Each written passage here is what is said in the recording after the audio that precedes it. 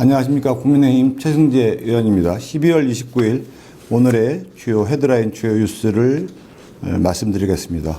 오늘 주요 뉴스는 변창흠 국토부 장관 임명 관련된 내용입니다. 민주당은 변창흠 인사청문회 보고서를 강행했습니다. 야당의 표결의 불참과 상관없이 문재인 대통령은 변창흠 씨를 임명을 제거했습니다. 야당의 동의 없는 26번째 장관이 또 만들어진 겁니다. 어제 국토교통위원회가 변창흠 국토교통부 장관 후보자에 대한 인사청문회 경과보고서를 야당의 반발 속에서 채택했습니다. 국민의힘은 원천 무효라고 항의하며 변 후보자를 형사 고발하기로 했습니다. 국민의힘 간사인 이현승 의원은 국토부 장관으로서 정책 전문성이 함량 미달이라고 생각된다면서 1가구 1주택에 동의하는 반시장경제 사상을 갖고 있는 만큼 불붙은 시장경제에 기름만 붓는 것이 될 거라고 지적했습니다. 주호영 국민의힘 원내대표는 국회 비상대책위원회 회의에서 블랙리스트 작성 혐의와 특별 채용, 부정 채용 혐의 등으로 변 후보자를 형사 고발할 예정이라고 밝혔습니다. 문재인 대통령은 인사청문 보고서를 채택한 지 반나절 만에 변창흠 장관 후보자 임명을 제거했습니다. 오늘부터 임기가 시작된다고 합니다. 변 후보자는 문재인 정부에서 야당의 반대에도 임명된 벌써 26번째 장관이 됩니다. 박근혜 정부는 채택을 강화한 사례에 10명의 3배에 벌써 육박하고 있습니다. 문재인 정부가 개성하겠다고 밝힌 노무현 정부의 사례에서도 자그마치 9배에 달하고 있습니다. 문재인 정부의 어떤 독주와 폭주가 사실은 노무현 정부를 개성하겠다고 했는데 9배라고 하니까 대단히 독재적이고 폭력적이라고 할 수 있습니다.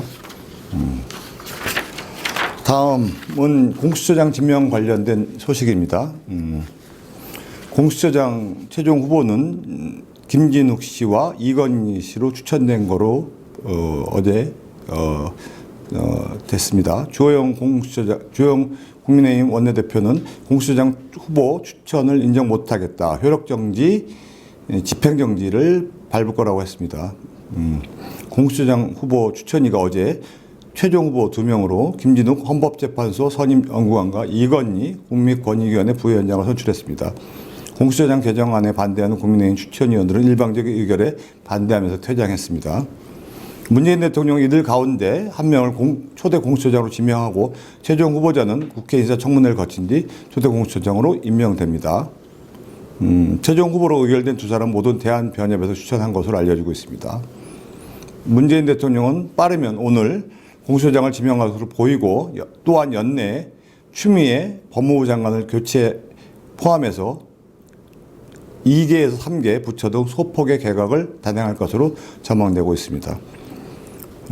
국민의힘 주호영 원내대표는 공수처장 추천위가 이건희, 김진욱 후보자를 공수처장 후보로 의결한 데 대해서 효력 집행정지를 구하는 절차를 밟겠다며 법적 대응 해설을 밝혔습니다. 주호영 원내대표는 공수처장법은 내용 자체가 위헌일 뿐만 아니라 절차적으로도 패스트트랙 요건을 갖추지 못한 채 통과된 법이라고 하고 야당의 거부권이 박살된 개정법에 따라서 진행된 절차이며 새로 위촉된 한석훈 위원회 추천권과 후보자 검증 권한들이 박살된 채 민주당 추천위원과 이에 동조하는 단체들이 결정으로 이루어진 것이라고 밝혔습니다. 공수처장 자체가 현재 헌법재판소의 위헌 심판 청구가 되어 있는 상태이고 이렇게 룰도 바꿔가면서 정권 마음대로 공수처장을 임명하면 야당뿐만 아니라 국민 여러분들을 인정할 수 없을 거라고 밝혔습니다. 다음은 딜리버리 히어로 요기요 파라 배민 인수한다는 소식입니다. DH 요기요 파라 배민 인수한다.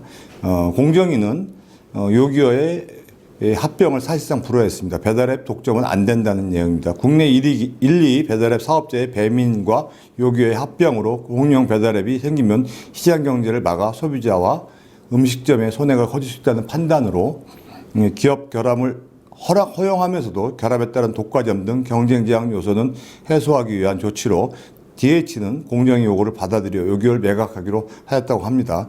우한 형제들의 기업 가치는 40억 달러로 약 4조 7,500억 원으로 국내 인터넷 기업의 인수 합병 가운데 가장 큰 규모로 예상됩니다. 향후 6개월 인수하는 업체는 배달 시장 2위로 올라서게 됩니다. 공정위는 승인 조건에 음식점 실질 수수료를 변경 금지, 소비자에 대한 전년 동월 이상의 프로모션 금액 사용, 요기요 배달원 근무 조건 불리한 변경 금지 등을 담았습니다. 독과점 지위를 가진 사업자의 행포를 막기 위한 조치로 예상됩니다.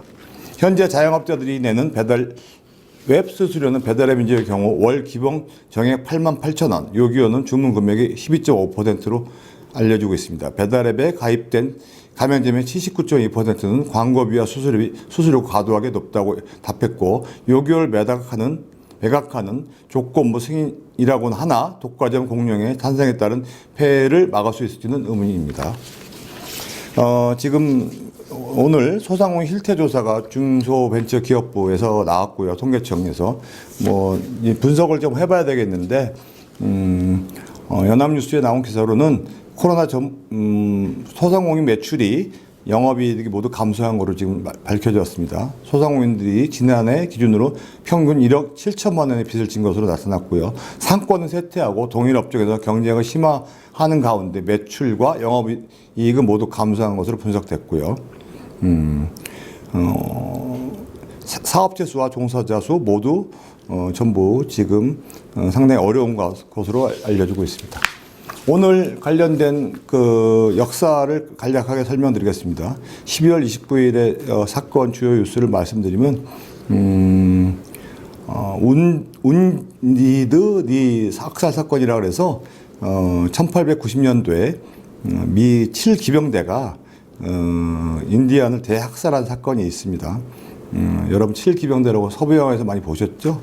7기병대가 사우스 다코나드에서 북아메리카 원주민을 500명 정도를 지금 학살한 사건입니다.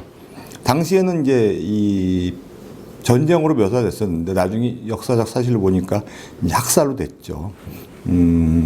이게 보면은 이제 전쟁으로 묘사되고 무력 충돌로 보여지지만 사실은 최소한의 능력조차 없는 자들을 잘 훈련되고 철저하게 무장한 군인들이 일방적으로 이제 학살하는 사건을 보통 학살로 묘시됩니다.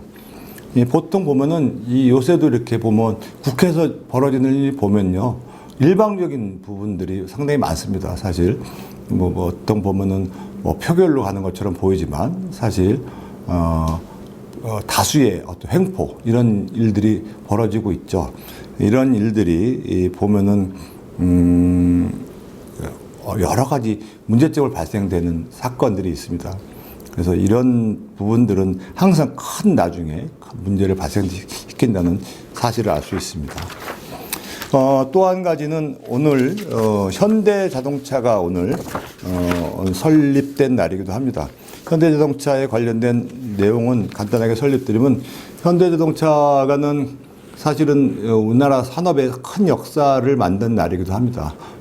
사실 우리나라 자동차 산업이라는 것은 복합적인 산업이기도 한데, 이 자동차 산업이 시작됨으로 인해서 우리나라 산업이 종합적인 산업으로 발전하는 큰 계기가 만들어지고, 그 당시에 현대자동차를 설립한 정주영 씨가 사실 큰 결심을 했던 사건이기도 합니다. 오늘의 어떤 역사적 사실도 설명드렸습니다. 이상으로 오늘 사건과 그 다음에 주요 뉴스와 역사적 사실을 말씀드렸습니다. 감사합니다.